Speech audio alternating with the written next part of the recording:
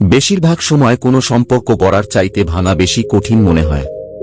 শুরুর সময় যে ঔৎসুক্য, আগ্রহ আর উত্তেজনা কাজ করে, একটা সময় পর সেসব যেন অতলে হারায়। কখনো কখনো হয়তো সম্পর্কটাকে বোঝা বলে মনে হয়।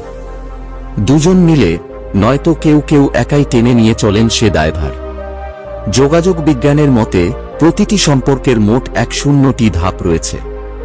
এর মধ্যে প্রথম 5টি গড়ে ওঠার, পরের 5টি সম্পর্ক ভাঙার।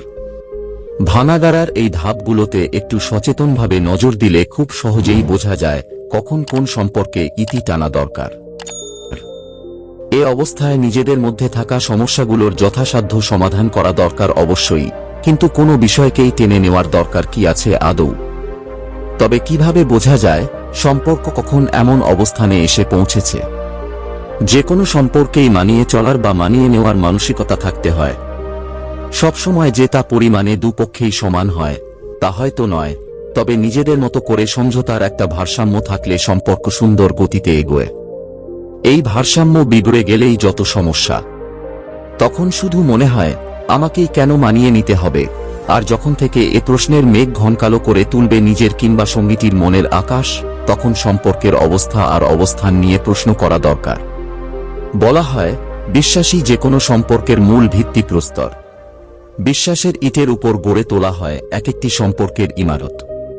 কিন্তু যদি সেই মূল বিষয়টিতেই কখনো গোলমাল দেখা যায়, ফাটল ধরে ভিত্তিপ্রস্তরে একে অপরকে আর আগের মতো বিশ্বাস না করা যায়, তবে একবার ভেবে দেখা জরুরি সম্পর্কের গ্রাফটা আদতে কোন দিকে যাচ্ছে।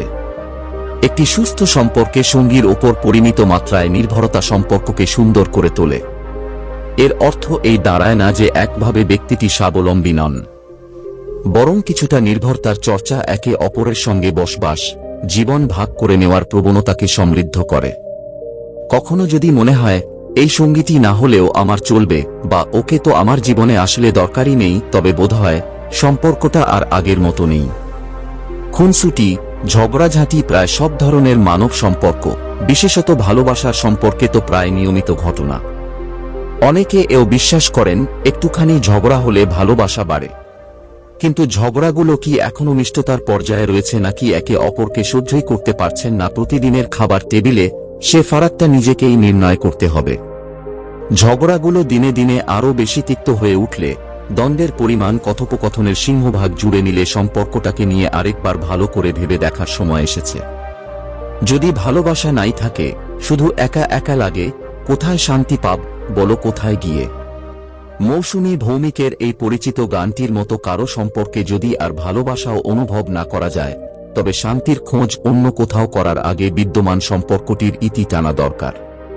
প্রসঙ্গত মনে পড়ে যায় শাহির লুধিয়ানভির একটি কবিতার লাইন, ও আফসানা জিসে আঞ্জাম তাক লানা না হো মুমকিন, উসে এক খুবসুরাত মোড় দেকে ছোড়ো না। আচ্ছা, এর মোটমাট অর্থ দাঁড়াচ্ছে এই যে গল্পের কোনো পরিণতি নেই, তাকে একটা সুন্দর মোড়ে এনে ছেড়ে দেওয়াই ভালো। আমাদের সম্পর্কগুলো অনেক সময় এমন কিছু গল্প হয়ে দাঁড়ায় যেখানে থাকে না কোনো রিফ্রেশ বাটন, যেখানে থাকে না কোনো এগিয়ে যাবার অনুপ্রেরণা। আমরা একে অপরের সঙ্গে আটকে থাকি, শুধু আটকেই থাকি। সেই আটকে থাকা গল্পগুলোকে শুধু অভ্যাসের বসে আটকে না রেখে প্রয়োজন মুক্ত বাতাসে ছেড়ে দেওয়ার, আর সেই সঙ্গে নিজেদেরকেও মুক্ত করে নেওয়া। কবি রুদ্র মোহাম্মদ শহীদুল্লাহ হয়তো এমন সময়ের জন্যই বলে দিয়েছেন,